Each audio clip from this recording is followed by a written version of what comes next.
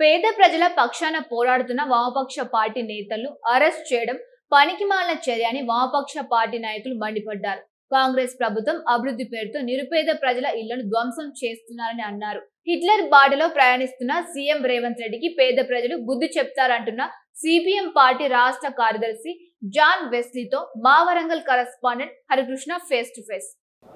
ప్రభుత్వ భూములో నిరుపేద ప్రజలు ఇల్లు నిర్మించుకొని జీవిస్తున్నటువంటి ఇళ్లను కూల్చివేస్తున్నడానికి నిరసనగా ప్రభుత్వానికి సంబంధించి కూడా నిరసనగా కూడా హన్మకొండ జిల్లా కలెక్టరేట్ ముట్టడికి కార్యక్రమానికి పిలుపునిచ్చారు. ఇందులో భాగంగానే ఇప్పటికే ఇటు వామపక్ష పార్టీ నేతలకు సంబంధించిన కార్యదర్శులు కూడా ఈ యొక్క ర్యాలీలో పాల్గొన్నారు. అయితే ఈ ర్యాలీ సందర్భంగా కూడా పోలీసులు కూడా అరెస్ట్ చేసి హన్మకొండలోని సుబేదారి పోలీస్ స్టేషన్కు తరలించిన పరిస్థితి ఉంది. ప్రస్తుతం మనం హన్మకొండలోని సుబేదారి పోలీస్ స్టేషన్ వద్ద మనం ఉన్నాము. ఇటు వామపక్ష పార్టీకి సంబంధించిన రాష్ట్ర కార్యదర్శి వెస్లీ, సిపిఎం రాష్ట్ర కార్యదర్శి వెస్లీ గారు ఉన్నారు, వారితో మాట్లాడదాం. చెప్పండి సార్, ప్రధానంగా కూడా ఇటు రాష్ట్ర వ్యాప్తంగా కూడా సిపిఎం సంబంధించిన ఏదైతే గుడిసెవాసులు ఇల్లుగా నిర్మించుకొని ఎవరైతే ఉన్నారో వాళ్ళ ఇళ్లను కూల్చేస్తూ కూడా అభివృద్ధి పేరుతో వాళ్ళ ఇళ్లన్నింటినీ కూడా నిలమట్టం చేసిన పరిస్థితి ఉంది. దీనిపైన మీరేం మాట్లాడతారు? ప్రముఖంగా గతంలో ఉన్నటువంటి బీఆర్ఎస్ ప్రభుత్వం కూడా డబుల్ బెడ్రూమ్లు ఇస్తామని చెప్పి ఇవ్వకపోవడంతో వామపక్షాల ఆధ్వర్యంలో అనేక ప్రాంతాల్లో ప్రభుత్వ స్థలాల్లో గుడిసెలు వేసి నివాసం ఉండే కార్యక్రమాన్ని వామపక్షాలు పోరాటాలు నిర్వహించాయి.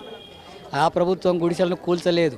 కానీ ఇప్పుడు అధికారంలోకి వచ్చినటువంటి కాంగ్రెస్ పార్టీ మేము అధికారంలోకి వస్తే పేదలందరికీ ఇళ్ల స్థలాలు ఇస్తాం, అట్లాగే పట్టాలు ఇస్తాం, ఇందిరమ్మ ఇండ్లు నిర్మాణం చేస్తామని హామీ ఇచ్చి అధికారంలోకి వచ్చిన తర్వాత ఇప్పుడు గుడిసెలు కూల్చేసే కార్యక్రమానికి హన్మకొండ, వరంగల్లో పూనుకున్నారు, మొన్న ఖమ్మంలో చేశారు.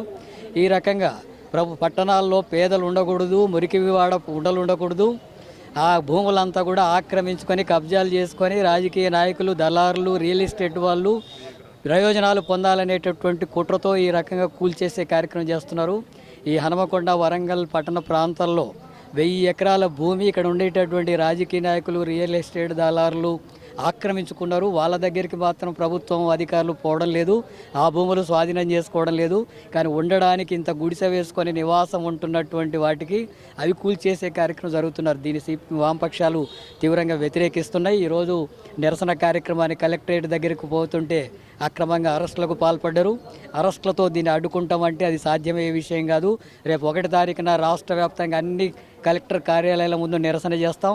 అయినా ప్రభుత్వం స్పందించకపోతే చలో హైదరాబాద్ కార్యక్రమాన్ని కూడా 6వ తారీఖున నిర్వహించబోతున్నాం. వచ్చే నెలలో ఇప్పటికైనా ప్రభుత్వం పేదల గుడిసెలు కూల్చే కార్యక్రమాన్ని విరమించుకోవాలా, లేనిచో ప్రభుత్వాలని పేద ప్రజలు కూల్చేస్తారు, జాగ్రత్త అని చెప్పి హెచ్చరిస్తున్నారు. ముఖ్యంగా కూడా ఇటు హన్మకొండ, వరంగల్, ట్రైసిటీ వ్యాప్తంగా కూడా దాదాపుగా చాలామంది నిరుపేద ప్రజలే ఇటు గుడిసెలు వేసుకొని జీవిస్తున్న పరిస్థితి. వాళ్ళకి ఇళ్ల పట్టాలు ఇవ్వడం లేదు. దాదాపుగా ఇటు గోపాలపురం ఊర చెరువుకు సంబంధించుకోవచ్చు, గుళ్ళ సింగరం చూసుకున్నట్టయితే దాదాపుగా 500 ఇళ్లను కూడా అభివృద్ధి పేరుతో ఇళ్లను కూల్చివేసిన పరిస్థితి ఉంది. దీనిపైన మీరు నిరుపేద ప్రజలకు ఎలాంటి భరోసా ఇవ్వబోతున్నారు మీ వామపక్ష పార్టీల తరఫున?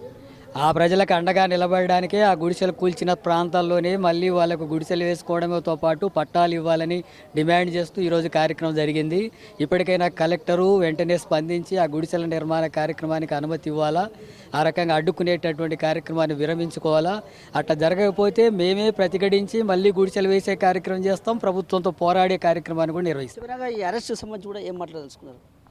పేద ప్రజలకు అండగా నిలబడితే కమ్యూనిస్టు పార్టీల నాయకుల్ని అరెస్టులు చేసి ఉద్యమాలను ఆపుతాం అనుకుంటే అది ఆపే సాధ్యమయ్యే విషయం కాదు. ఈరోజు ముఖ్యమంత్రి హిట్లర్ వారసత్వాన్ని పొందుతానంటున్నాడు. హిట్లర్నే మట్టి గర్పించినటువంటి చరిత్ర ఈ ఎర్ర జెండాలకు ఉంది.